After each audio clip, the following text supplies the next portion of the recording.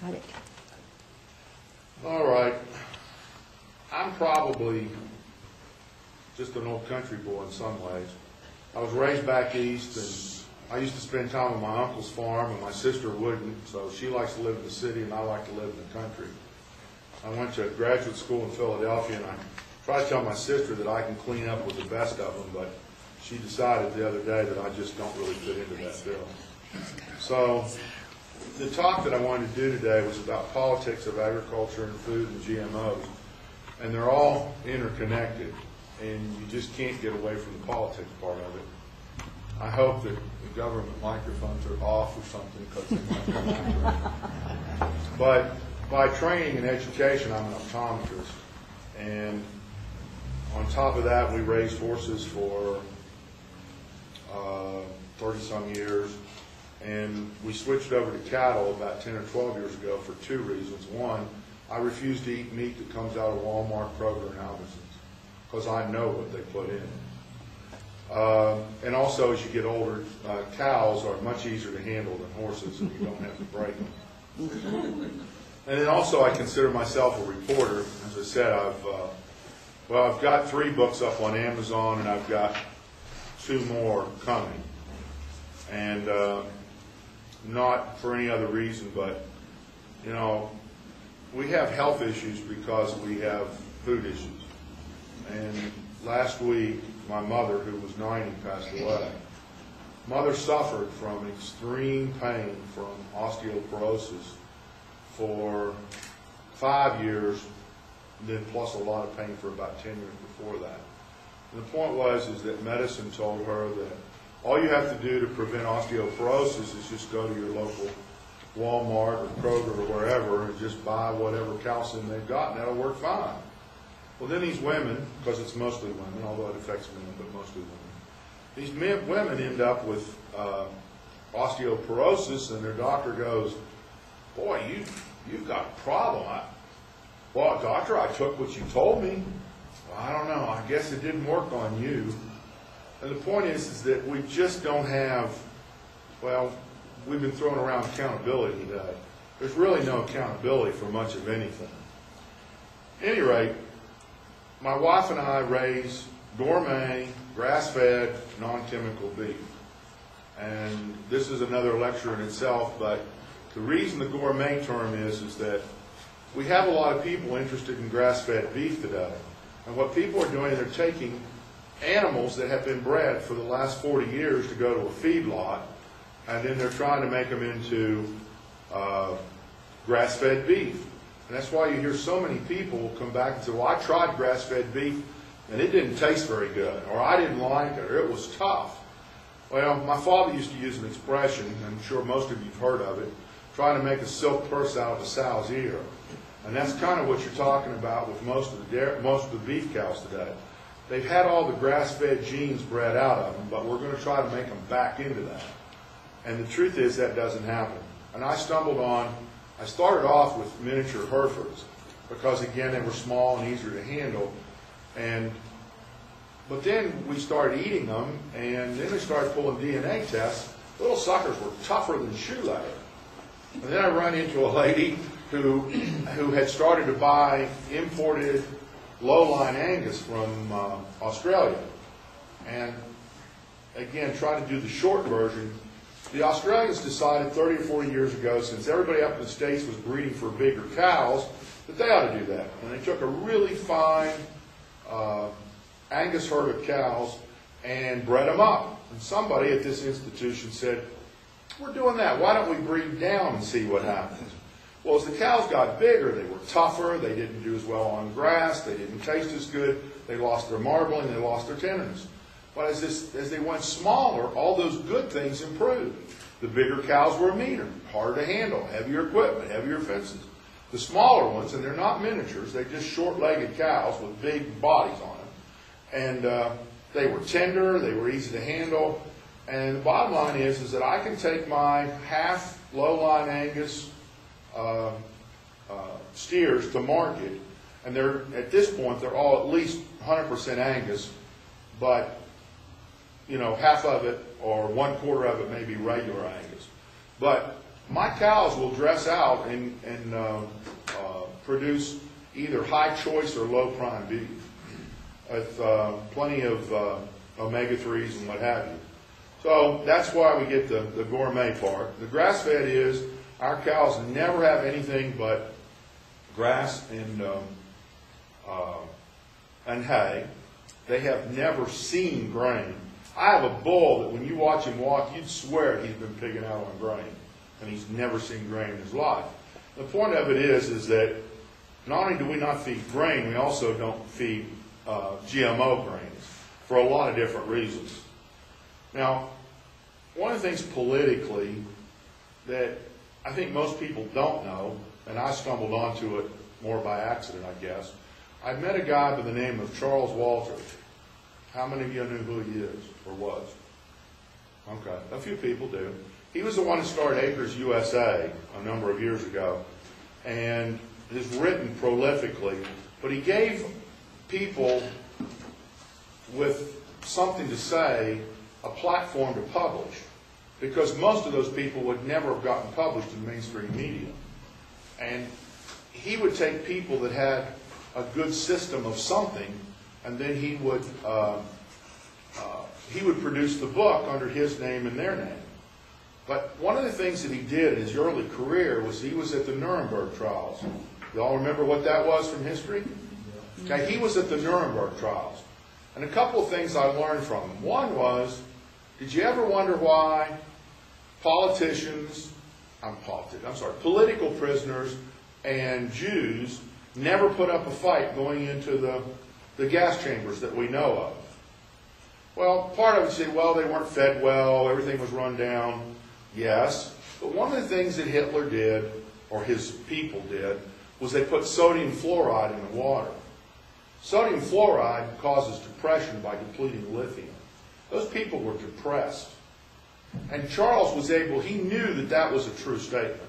He also believed, but couldn't prove it, that Hitler also put sodium fluoride in the water in communities before he would present and stir up the masses with his speeches and stuff. But he could never prove that. But one of the things he met, or did while he was there, he met an army officer that was somehow involved with the Nuremberg trials. And the army officer said, you know, Hitler tried to control the world, but he did it wrong. He tried to do it by force. That's not the way to do it. Charles says, what do you mean? What's the way to do it? He says, control the food supply. And so from the end of World War II, we, as a nation, and the Russians, as another nation, tried to control the world's population by controlling the food. And hence we had a farm program. All this stuff is geared to making cheap grains to quote-unquote feed the world. And you know, you raise the flag and you get everybody to salute it, and you can find all kinds of farmers today, most of the ones that are still in business, not the ones that were forced out of business. But, you know, they're going, well, my job's to feed the world. No, your job was to control the world. And as we get farther down, that's where GMOs come back into this too. All of this is a matter of controlling the world's population. I mentioned earlier that a lot of people in third world countries that were farmers and they were providing for themselves and their local communities were encouraged to move to cities because they could get jobs after the war during the 50s, 60s, 70s. But the truth of it is, there weren't any jobs. This was a contrived thing.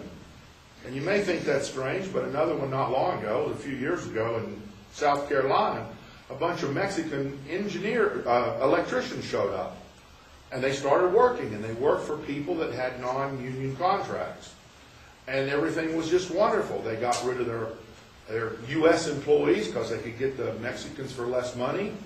And all of a sudden, INS shows up.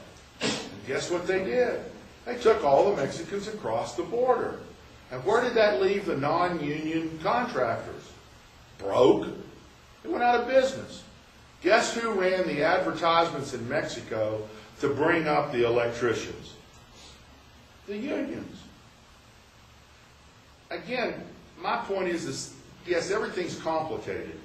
But the bottom line is I'm just a good old country boy, and someplace along the line, I have some values that I want to be recognized, but I think you also have to know, where are we at? Where are we going? Why did we get here? You know, as I said, farmers just ended up being part of the political system, and most of them didn't know it. But what's been the concerted effort against farmers? Just put them out of business.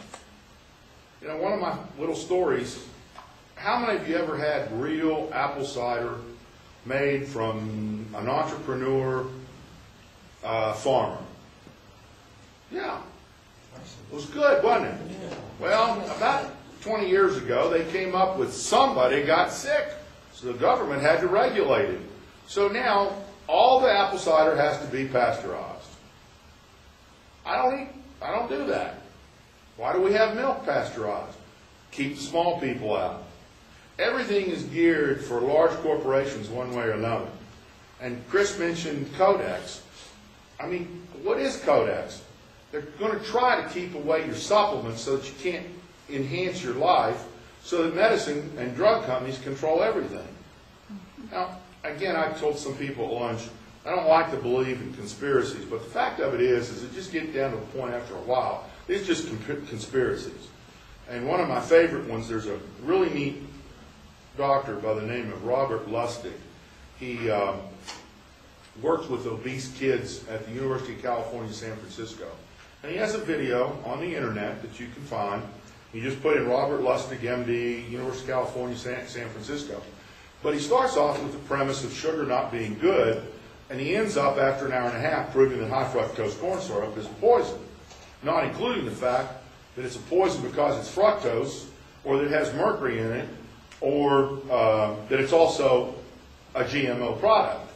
But one of the things he talks about is Coca-Cola, and I don't want to pick just on Coca-Cola because they're not the only one that makes soft drinks in this country. But a 12-ounce Coke has 55 milligrams of salt in it. So you put high fructose corn syrup to cover up the taste of the salt. Now, why was the salt put in a soft drink? Make you thirsty. Make you thirsty. That's exactly it. Now, I'm pretty sure that's a conspiracy. I mean, I think that meets all the criteria. If you look at agriculture, you know, we live in a nation that we don't want to see farmers go broke.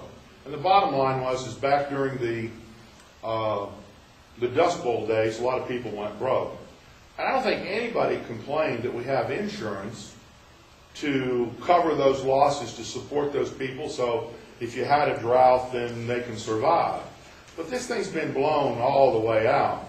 And so the farm policy, as somebody mentioned, Chris or somebody, the farm policy is actually decided by politicians and large corporations to keep small farmers entrepreneurial, quality, organic, whatever it is. The whole thing is designed to get rid of those people.